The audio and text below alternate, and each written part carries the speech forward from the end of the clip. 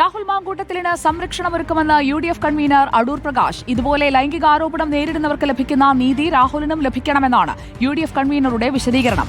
രാഹുൽ മാങ്കൂട്ടത്തിൽ വരാനിരിക്കുന്ന നിയമസഭാ സമ്മേളനത്തിലേക്ക് എത്തുമെന്ന സൂചനയും UDF കൺവീനർ നൽകി. ഇതേ ആരോപണങ്ങൾ ഉന്നയിച്ചിട്ടുള്ള നിരവധി ആളുകൾ ആ സഭയിൽ ഇരിക്കുകയാണ്. ഇത് നിയമം എല്ലാവർക്കും ഒരുപോലെയാണ്. രാഹുൽ മാങ്കൂട്ടത്തിന് നിയമസഭയിൽ പ്രവേശിക്കാനുള്ള അധികാരമുണ്ടെങ്കിൽ മറ്റുള്ള ആളുകൾക്കും അതുപോലെ അവകാശമുണ്ട് എന്നുള്ള പ്രസക്തിയായിട്ടാണല്ലോ ഇന്ന് അവർ സഭയിൽ ഇരിക്കുന്നത്.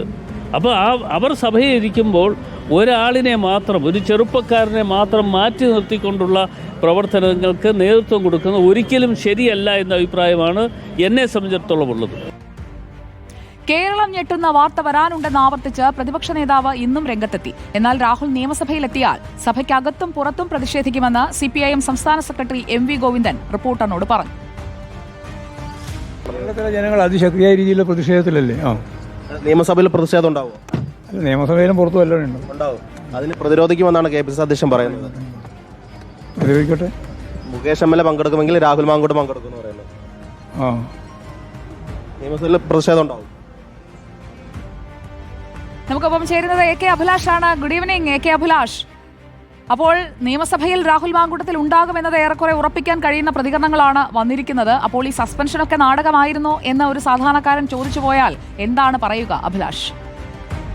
സുജിയ, രാഹുൽ മാങ്കൂട്ടത്തിനെതിരെ ലൈംഗിക പീഡന ആരോപണം ഉയർന്ന ഘട്ടത്തിൽ തന്നെ പാർട്ടിയിൽ നിന്ന് പുറത്താക്കിയെങ്കിൽ പോലും MLA സ്ഥാനത്ത് നിന്ന് മാറി നിൽക്കാനുള്ള ഒരു നിർദ്ദേശം പാർട്ടി നൽകിയിരുന്നില്ല. ഇത് രാഹുൽ മാങ്കൂട്ടത്തിനെ സംരക്ഷിച്ചു നിർത്താനുള്ള ഒരു നീക്കത്തിന്റെ ഭാഗമാണ് എന്നുള്ള ആരോപണങ്ങൾ തുടക്കം തന്നെ വരികയും ചെയ്തിരുന്നു.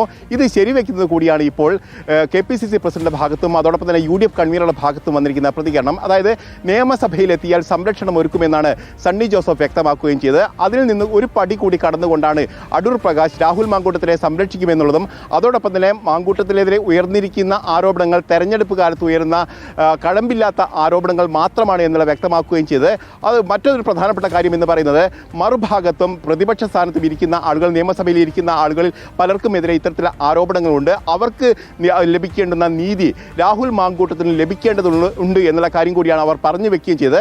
അതായത് രാഹുൽ മാങ്കൂട്ടത്തിനെ സംരക്ഷിച്ച് നിർത്തും എന്നുള്ള കാര്യം അവർ വ്യക്തമാക്കുകയും ചെയ്യുന്നു. അതോടൊപ്പം തന്നെ ഇപ്പോൾ എടുത്തിരിക്കുന്ന നടപടികൾ താൽക്കാലികമാണ് എന്ന് വ്യക്തമാക്കുന്നത് കൂടിയാണ് ഇന്നത്തെ അവരുടെ പ്രതികരണം.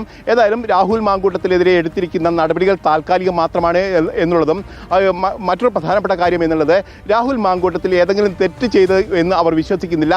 നേരത്തെ നടപടി എടുത്തത് വലിയ തരത്തിലുള്ള ആരോപണങ്ങൾ ഉയർന്ന പശ്ചാത്തലത്തിൽ മാത്രമാണ്. അത് ഏതെങ്കിലും തരത്തിലുള്ള കഴമ്പുകളുണ്ടോ എന്ന് പരിശോധിച്ചുകൊണ്ടല്ല എന്നുള്ള കാര്യം കൂടി ഇന്നിപ്പോൾ അടൂർ പ്രകാശ് വ്യക്തമാക്കുകയും ചെയ്തത്. ഏതായാലും രാഹുൽ മാങ്കൂട്ടത്തിനെ സംരക്ഷിച്ച് കൂടെ നിർത്താൻ ഒരു നീക്കം തന്നെയാണ് അവരുടെ ഭാഗത്തും ഉണ്ടാവുന്നത് തന്നെയാണ് മുതിർന്ന നേതാക്കളുടെ പ്രതികരണത്തിൽ നിന്നും നമുക്ക് മനസ്സിലാകുന്നത്. സുജയ. AK അഭിലാഷാണ് വിവരങ്ങളുമായി നമുക്കൊപ്പം